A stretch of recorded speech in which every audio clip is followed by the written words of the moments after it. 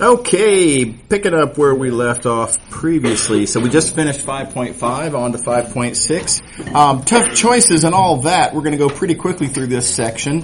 It's basically just some applications and so anyway, here we go.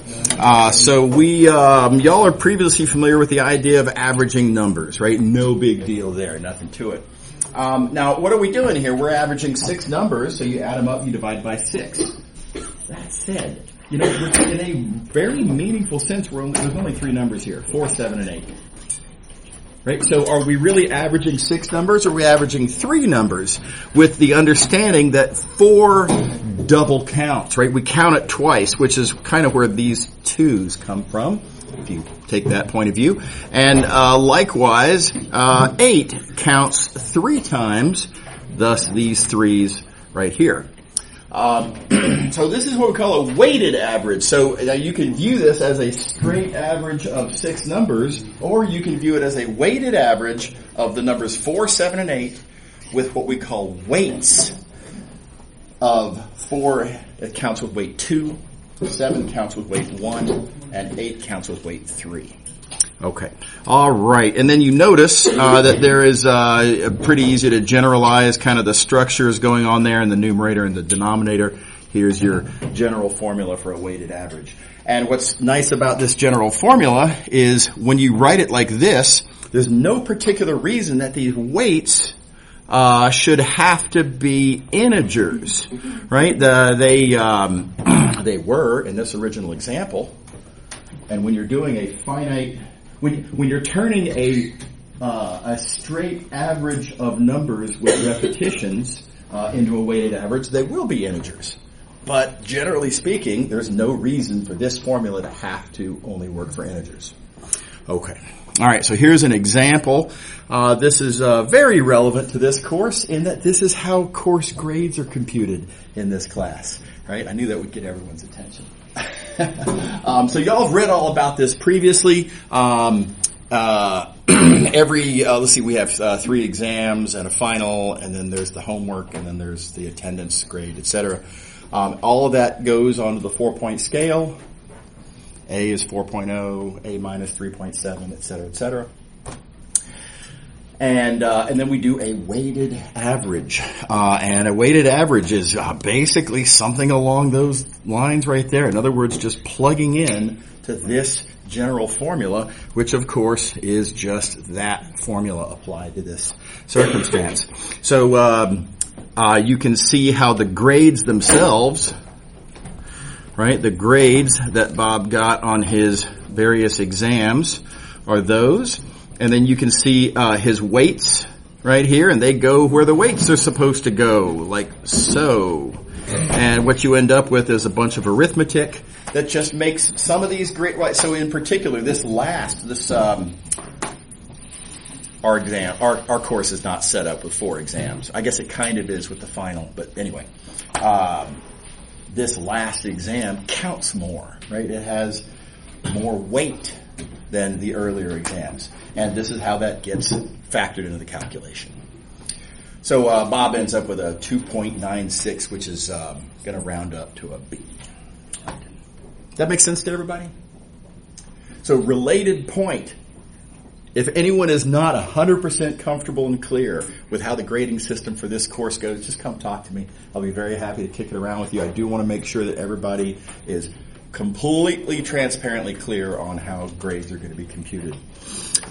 Details, of course, are posted on the course website and the class website. Okay, so let's see. I gotta go into full screen mode and then try to see if I can get all this on the screen at the same time. This general idea, still kind of what you might call a discrete concept. These are summations. These are finite summations. And so even though the weights don't have to be integers, there's still a finite number of numbers that you can do this to. If you have infinitely many numbers that you want to average, what do you do with that? And nice example is if you think about the average value of a function, well, even on this interval from A to B, there are infinitely many different input values. and therefore, correspondingly, infinitely many different output values. How do we average infinitely many different output values? And there's a perfectly reasonable way to generalize that to this formula here, and the big idea is this right here. We use size in the domain, dx, as the weights. And you can see the dx's there are just going right where the weights were. Right. So this is how you compute the average value of a function. And there's different ways to motivate this resulting formula. Of course, it'll simplify to that. And the alternative take that you may have seen in your high school calculus courses is this value, this f bar, that is the value that, that is the height that if the graph of f were at that height the whole time would give you the same area as is under the actual graph of f. So anyway, that's the take that very often they use in a Calc 1 course, and that's a perfectly reasonable take. A little arbitrary, arguably. For our purposes here, I like the idea of viewing this as an extension of the idea of a weighted average. Okay. All right. Example, details, y'all can read that on your own. And I will point out, is this already, this thing's already done.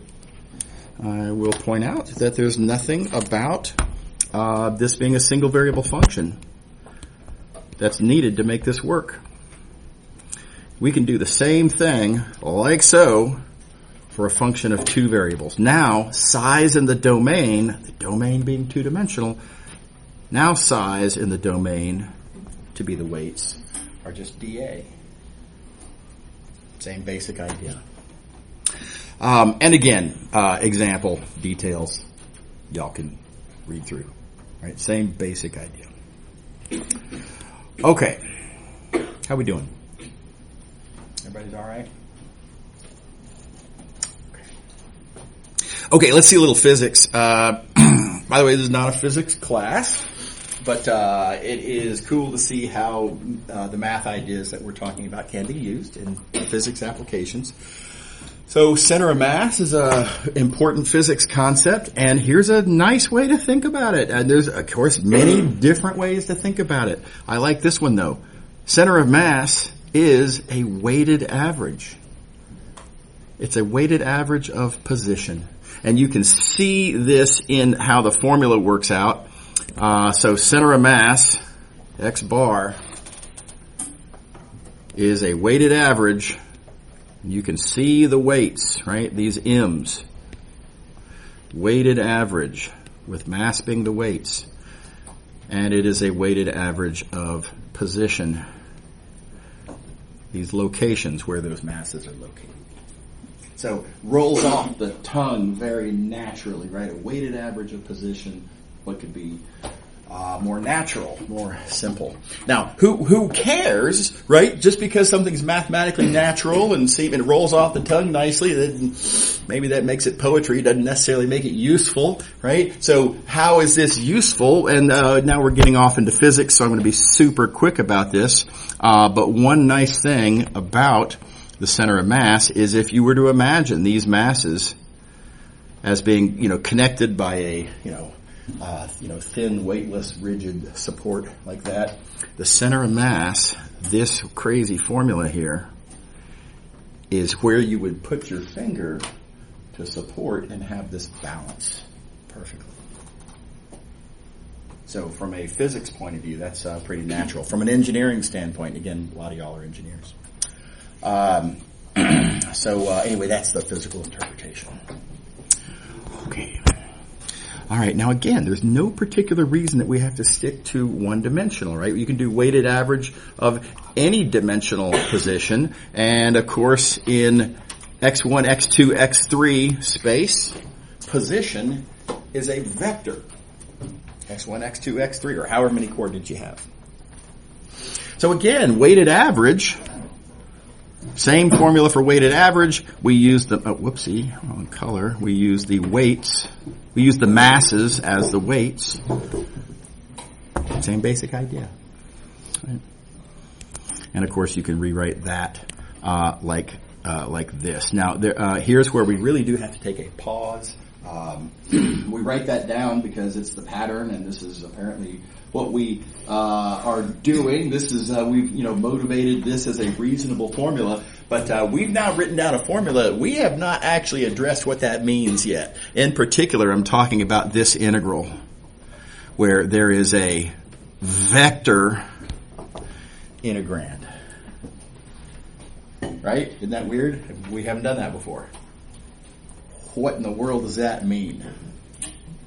Right? Reasonable question. It's not immediately obvious. Here's the good news. It's actually pretty natural. And in particular, let's look at this one little bit at a time. How would I multiply this vector integrand times this scalar dm differential? How do you multiply vectors times scalars? One coordinate at a time. Right? It's one coordinate at a time, no problem. Now wait a second, then I'm going to get a bunch of things that I need to add up. How do I add up vector valued quantities? One coordinate at a time. Right, so the beautiful thing about this is everything in this expression, everything in this expression is computed one coordinate at a time. And so altogether, this can be rewritten like that. The coordinates of this weighted average are just individually the weighted averages of the individual coordinates. In other words, one coordinate at a time. Does that make sense to everybody? Everybody okay with that? Okay. So let's see an example. Here we go. We are going to look at the upper half disk of radius A. That's this shape right here. And we're going to suppose that there is mass distributed across this upper half disk. By the way, in general, it does not have to be with constant density. Here I'm using a constant density just to, let's get a win into the win column. Let's not worry about ugly resulting integrals. But in general, this could be any sort of a function. So let me keep in mind. Telling you how much mass is distributed where in your region. Alrighty, well, x coordinate and y coordinate computed separately. Weighted average of position. So the x bar is the weighted average of the x coordinates. Okay? And the y bar is the weighted average of the y coordinates. And then it's just a matter of computation. And by the way, I really like this example for two reasons. First of all, you'll notice here in the first coordinate, when we're computing this one, works out really nicely, zero by symmetry. How did I know? Answer, I didn't. I didn't know. Right? It was not just given that this was going to work out. This is how examples of symmetry arguments will show up in your lives, by which I mean your future engineering classes, future career.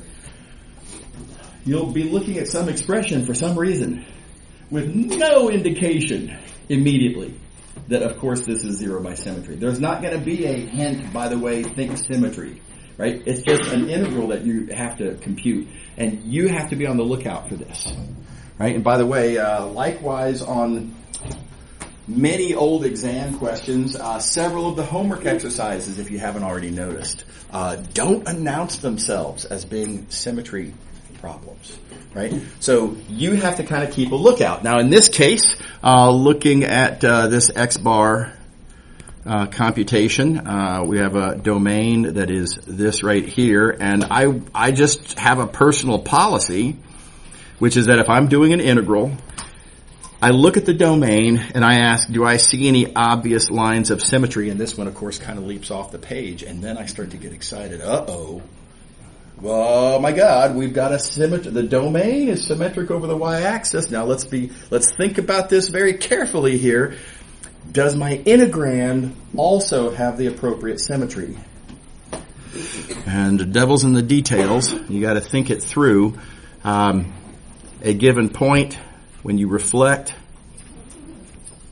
the reflection goes like this. You'll notice that the y-coordinate doesn't change when you reflect over the y-axis. The x-coordinate becomes the negative of what it had been. So this integrand, which is x, becomes the negative of what it had been. Our integrand has odd symmetry. This integral is 0 by symmetry. Does that make sense to everybody? So again, it does not announce itself. I noticed a suggestion. We're halfway there because of the shape of the domain, and then I had to check and think through, make sure the rest of it works out. We also have an example where the contrary. So this is a nice example of what you might call the landmine question. You look at this integral, and the domain is still the same domain, and I again think to myself, oh my gosh, look at this. I see daylight. We've got a line of symmetry. We've got a symmetric domain. I see an odd power of y. Right? There's an allure there. There's a temptation to say 0 by symmetry, but it's nonsense. By the way, I'm going to say it's obvious nonsense. There's no way. I mean, you hardly even need to check the details here. We're looking at an integral of y. Y is clearly always positive. Always positive can't cancel with anything. It would have to cancel with something negative. Y is never allowed to be negative. This is obviously not going to be a 0 by symmetry. But if you're only looking at it, by the notational kind of earmarks, you can see it would be tempting. We do have an odd power. This is a symmetric domain. This is a dangerous landmine that some students might declare to be 0 by symmetry, and it's not. Is that cool? Everybody happy with that? Okay, I guess there's 3 things I like about this example. The third one is it is a nice example of yet another way to decide between which different orders you might want to use for the differentials. Now, I've set it up both ways here, this y-bar calculation. Either of these would get you to the right answer. Take your pick. They both have square roots in the bounds. Not happy about that. Said differently, this integrand for the outside integral and this integrand for the outside integral, they both have square roots in those integrands. All right, so either way, I see square roots that are going to kind of mess things up. One of them, though, doesn't actually come to fruition, right? This is just another thing to keep on the lookout for. You look at this y dy here. The very first thing that we do for this bottom integral is the antiderivative is 1/2 y squared. And that square kills that square root, and there's no square roots from there on out if you do it the second way. How often does stuff like this happen? Often enough it's worth kind of maybe keeping an eye on it. Right? Now, in general, I think the 2 rules that I gave y'all back in chapter 5, try not to slice through corners. Yeah, that's a more likely to lead you to the right choice more often. Try not to put yourself in a situation where you have to solve for one in terms of the other. In other words, if there was a way to do one or the other of these where they just never work square roots in the first place, yeah, probably the better way to do it. All exceptions granted. But every so often, this third criterion can be useful. What do you think? Something to keep an eye on. All right. Okay, so another thing to talk about, this idea called moment of inertia. We're going to be, again, pretty quick with this. This is actually a really cool calculation. There's some nice math ideas in here, and we just don't have time. So again, you're not obligated, you don't have to look at that. But if you do want to see a cool example of a double integral or triple integral calculation, feel free to come to office hours. I'll be happy to talk about it.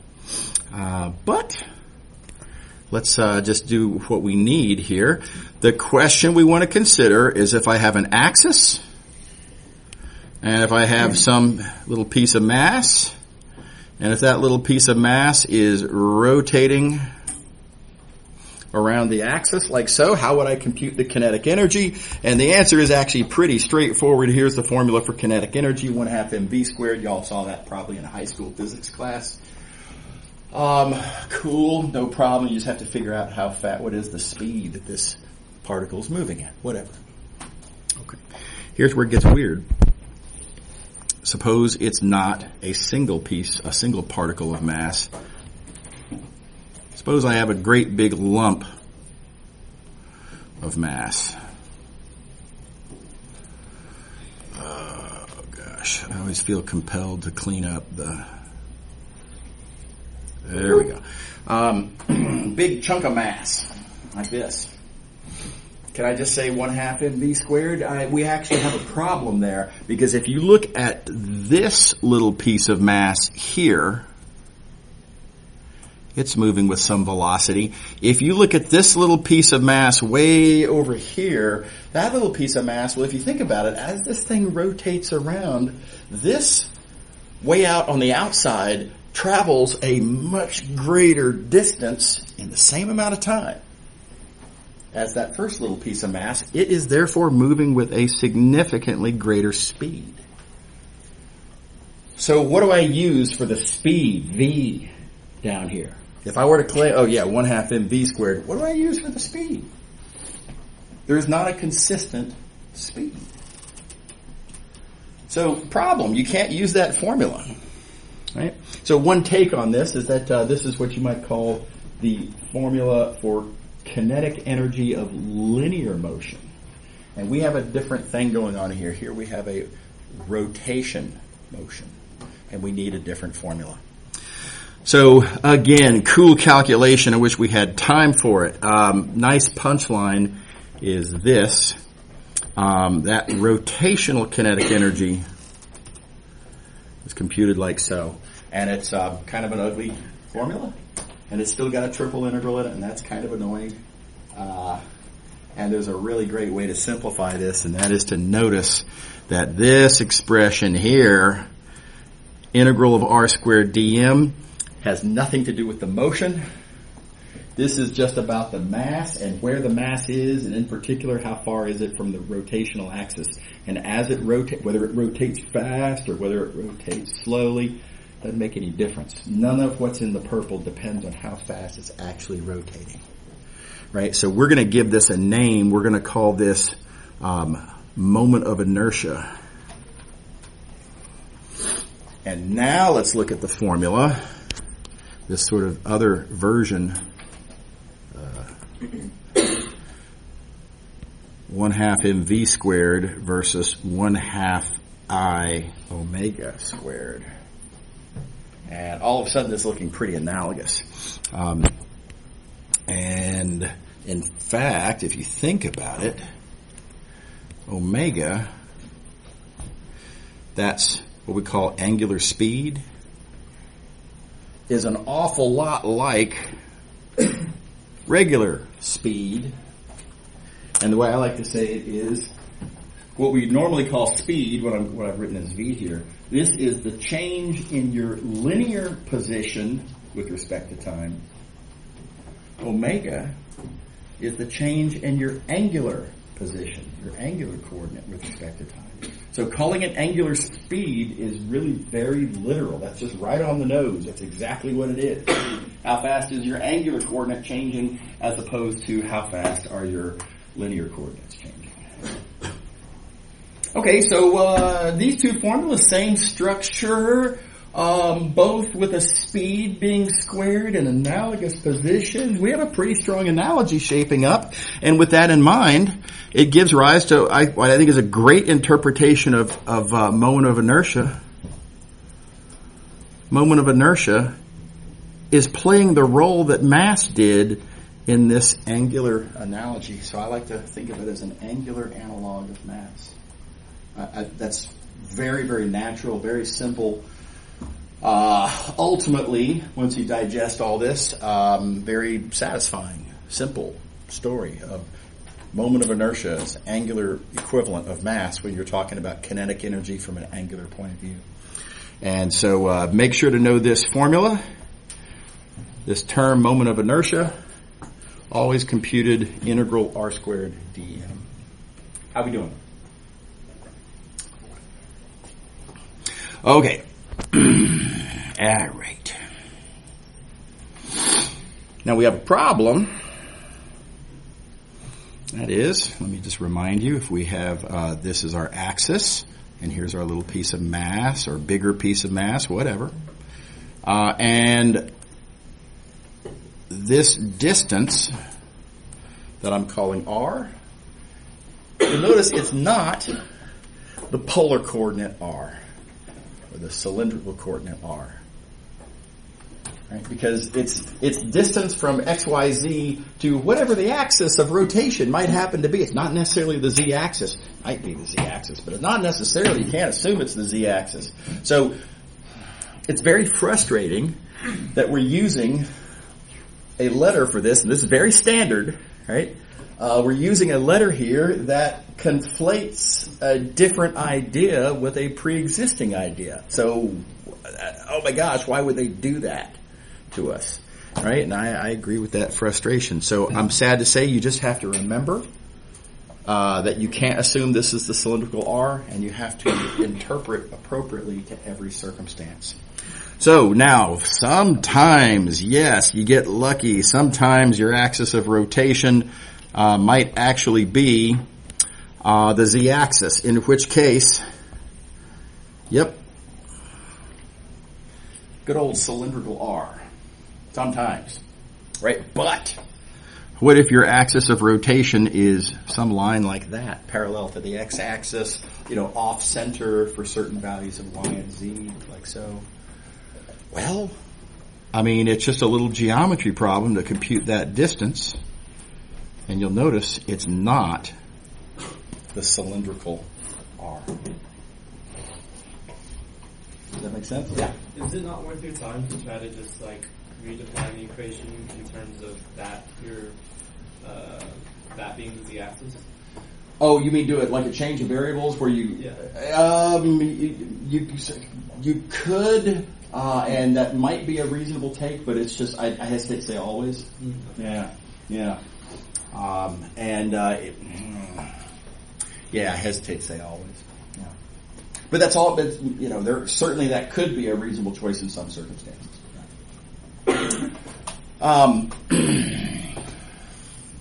So I encourage you to think of this as a little geometry problem. Every time you need to compute a moment of inertia, remember that you have to reinterpret what R is. You have some x comma y comma z, a generic point in your domain that's going to be part of your integrand. You need to know the distance to whatever the line is that you're looking at. That distance is always a little geometry problem, and that will be your R. Now, here's what some students do. Some students memorize a finite list of cases. They memorize, okay, if it's the z-axis, then I do it like this. If it's the y-axis, then I do it like that. And if it's, maybe I'll memorize certain other cases, like these kinds of cases, and then questions come up, what if it's at a 45-degree angle? And then you can memorize all of those cases, and eventually you're memorizing just an unacceptably large number of cases that you can't feasibly memorize. Maybe in the short run, right, the night before the test, something like that. But in the long run, 15 years from now, when you have a career, no, you will have long since forgotten all that. Right? So I think that's strategically a bad idea. I have never in my life memorized a long list of cases, right? Understand a concept, right? And then just solve for what you need appropriately in every circumstance. I think that's a much better long-term plan. Here's an example. We have a region, like so, and there is mass distributed in that region by some formula. Note it's not constant. Notice that there's some mass everywhere, but there's more mass kind of over on the sort of the far edges, and less mass kind of in the middle.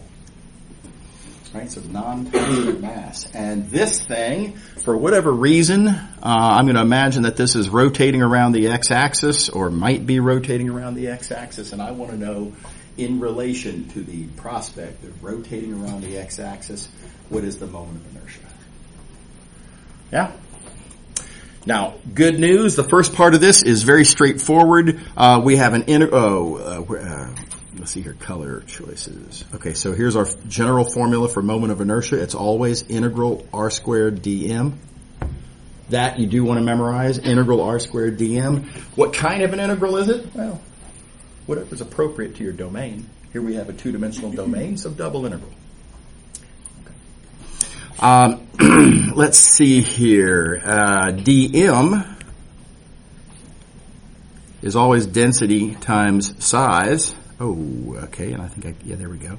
dm is density times size, and of course my density is given. So density, right there.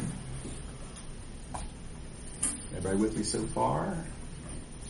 The bounds, of course, just come from the shape of the domain. We have our domain there. Here are those bounds. By the way, think through the slicing. Make sure you're good at that. Think through, by the way, why did I do this dy dx instead of dx dy? There's a good reason for it. Make sure you're clear on what that is. Come talk to me if you're not clear on it. So the only thing that is not sort of a matter of kind of plugging in just natural interpretations is what is r. And so we're going to use the usual rule. Whatever your axis of rotation is, we need to know what is the formula for distance from x comma y to that axis. And there it is. I need to know if this is x comma y, how far is that? And of course, it's just y. Right? So r is y. Real simple little picture. I didn't have to memorize a formula for this scenario. Look at the picture, write it down. How we doing? Is everybody happy? Okay, last thing I'll say about this example is don't forget your single variable calculus. I'm sorry to say it does not go away. It keeps being important. So this integral, make sure you can do that integral. I'll remind you that the math department was asked with emphasis by Pratt School Engineering.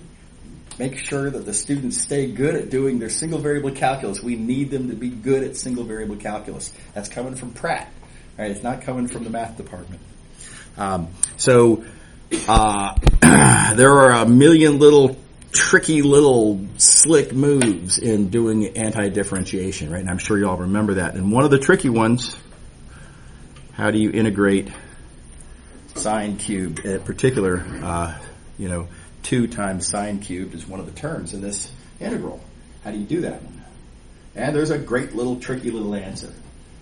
Make sure you remember how that works. And again, of course, if you get stuck, come talk to me. Right? I'm happy to show you.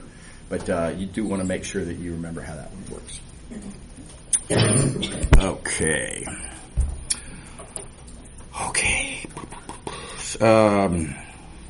Okay, so we are done with chapter 5. And we move on to chapter 6. Okay, y'all heard me talk all through the semester about how chapters 6 and 7 are where things get really interesting and really challenging, and here we go.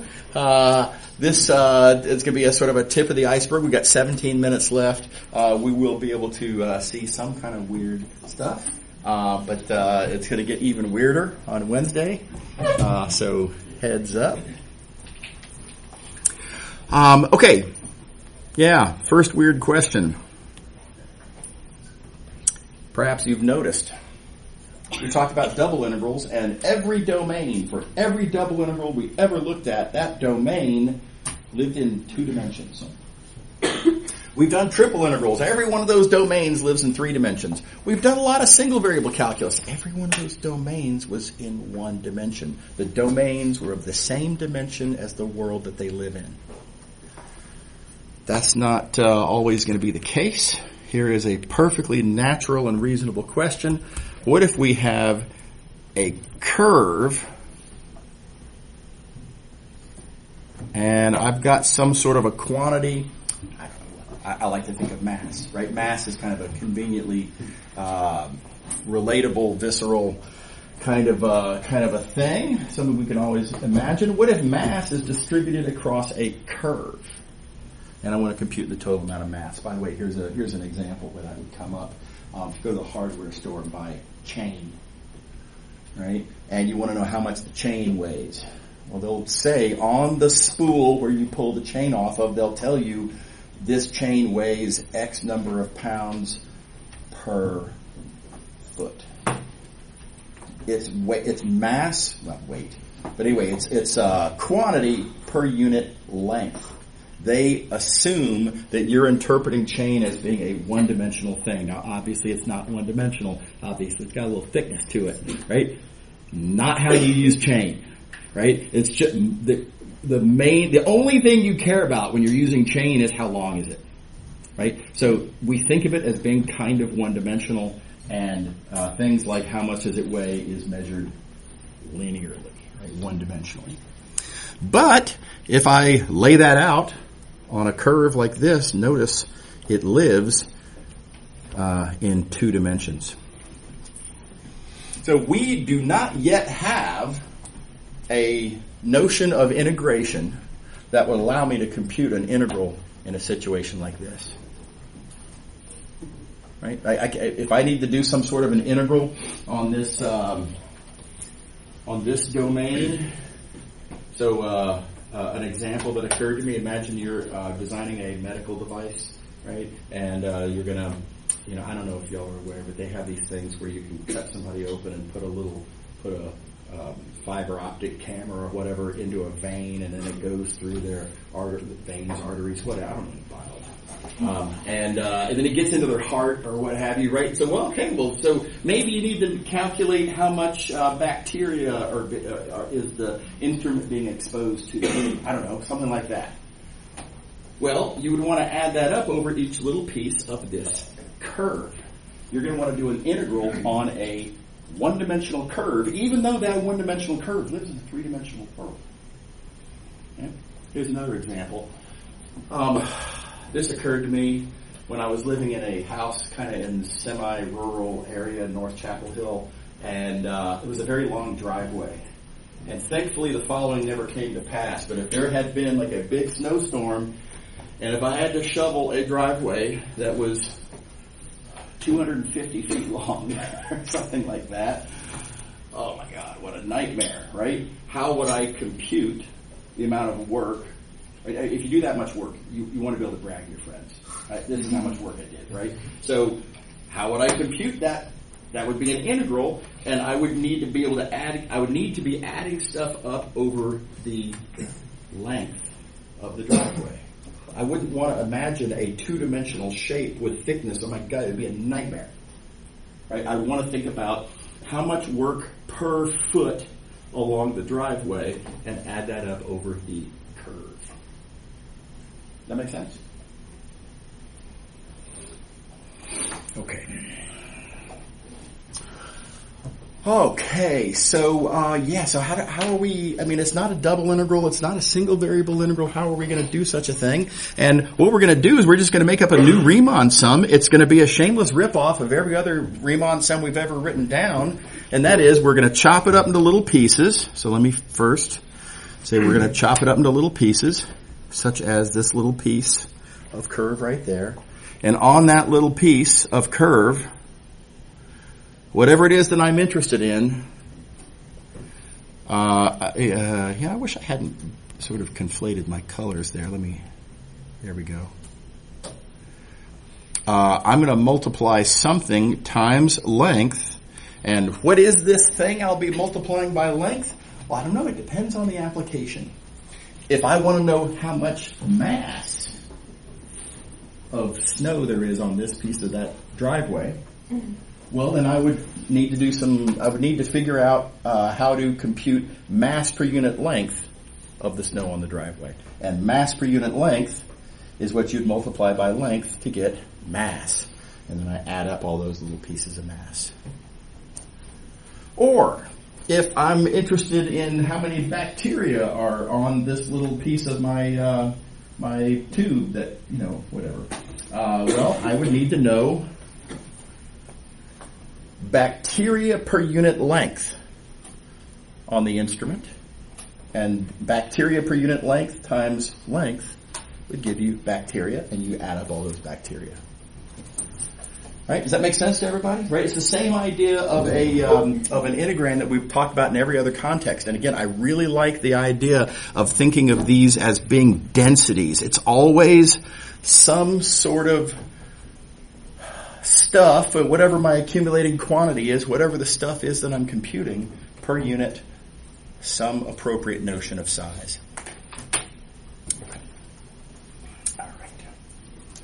So same basic idea, but here we're adding up over a curve. By the way, of course, we don't know how to actually compute this yet. That's a whole different question we'll talk about in a minute. But you can kind of see the notation happening. We use this notation right here to represent this construction, where we're adding up over a one-dimensional curve in a two or maybe three-dimensional world. And we've never seen an integral like this before.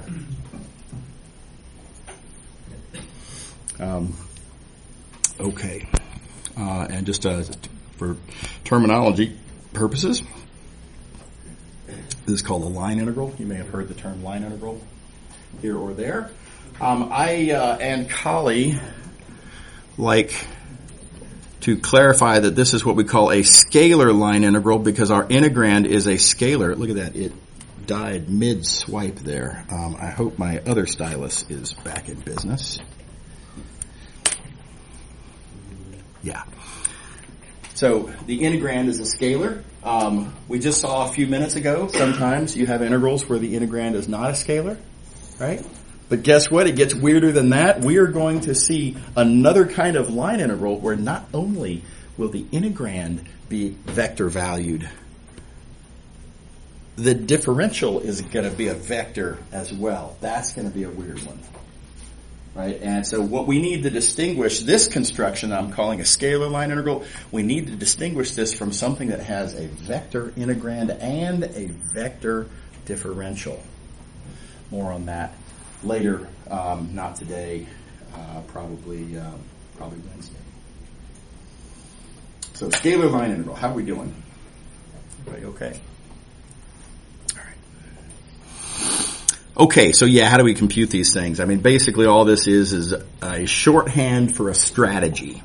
So to actually compute, let me point out, this is not our first time to have what I'm going to call an undesirable domain. Now, that's in some sense kind of the whole reason we like change of variables. Change of variables allows us to take ugly domains with corners and weird wiggles in them and all sorts of oddities that are going to make the actual computation just too hard, right? And we view it as an image, we pull back, and then we get a new integral on a different domain. That was a very effective strategy for dealing with undesirable domains. Here again, we have an undesirable domain. It's just undesirable for a different reason. Now it is dimensionally undesirable. But it's still undesirable. And I'm going to use the same big picture strategy. I'm going to figure out some way to view that curve as being an image. How do we make a curve an image of something? Flashback, chapter 1. That's what parameterizations are. Dumb luck, we already had that concept. Right? So we view it as being an image. In other words, we parameterize it. And then we do the pullback.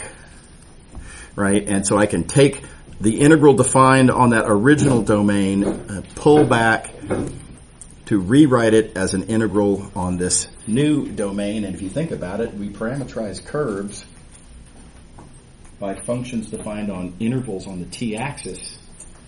Our pullback domain is just an interval. Our pullback is going to be a Calc 1, plain old garden variety single variable integral. Is that cool? Details to follow, of course. Everybody happy? Okay, one little detail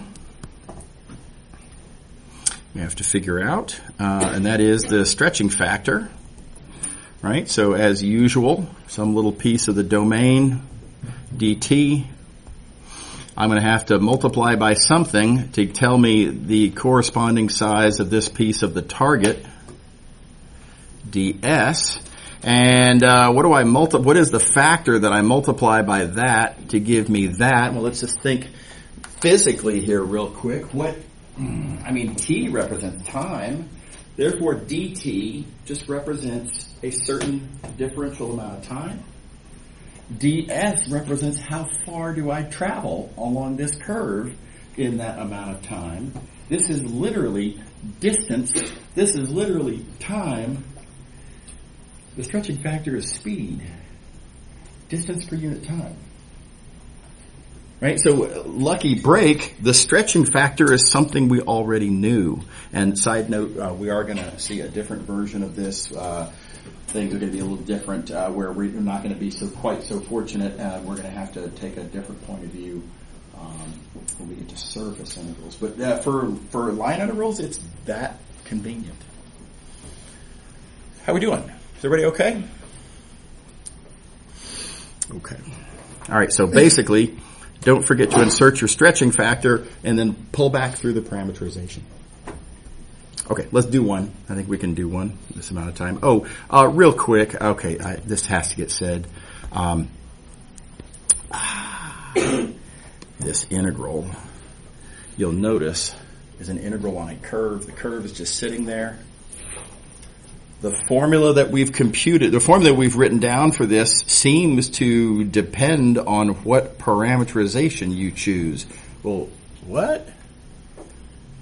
The curve has never heard of parameterizations. You're just going to go around arbitrarily making up parameterizations, and you're going to compute something that seems to depend on your parameterization, and the curve has never heard of this. Right? This seems like we're inserting arbitrary stuff to compute something that's not arbitrary. Good news. This seeming dependence on the parameterization is an illusion. It does not matter how you parameterize. Any parameterization, appropriately regular, it's got to be continuously differentiable. Right? But aside from regularity issues, it does not matter how you parameterize. So, lucky break. Just a little bit of a worry that we had to acknowledge. Okay, example. I've got a irregular wire, non-constant density, and it's parameterized by a given parameterization. By the way, you can already see what this curve is. Right? You look at this parameterization, check it out, y equals x squared. Right? This is part of a parabola. Parabola in the plane. Anyway, pre-parameterized. Just to keep things moving. And again, irregular in the sense that the density is not a constant. So this is more dense as you go up and to the right, less dense as you go down and to the left. And with that in mind, let's compute the mass. Let's compute the center of mass, which is both an x-coordinate and a y-coordinate. Let's compute the moment of inertia around the x-axis. Several things that we're going to compute. And the reason I'm going to do 4 examples at once is because they're all kind of the same. And this is a nice little takeaway. All of these questions, mass, center of mass, moment of inertia, they're all about the same wire, which follows the same curve, which I can parameterize with the same parameterization, which therefore has the same velocity and therefore has the same speed, aka the same stretching factor, right? So all 4 of these calculations are going to be largely the same with a couple of little minor differences. So with all of that in mind, let's see how the mass calculation breaks down. First, mass, the whole is the sum of the parts. It's an accumulating quantity. Right? The total mass is the sum of all the little pieces of mass you break it up into. Mass is mass per unit length times length. Right? That's what we mean by density in this context. Stuff per unit size. Our stuff is mass. Our size is length. Let's see here. The density, I'm just going to have to zoom out. Here we go. The density was given as x plus y. Formula from the previous page, ds is speed times dt. We already computed our stretching factor. Is that? The one little tricky part that a lot of students get tripped up on, what do I do with this x right here? And just like, now remember we're kind of ripping off the strategy of change of variables. What do you do with x in a change of variables calculation? You plug in from the change of variables function. Here, we're going to plug in from the parameterization. Whatever you're pulling back through, that tells you how to plug in, right? So x is literally t, and likewise y is literally t squared.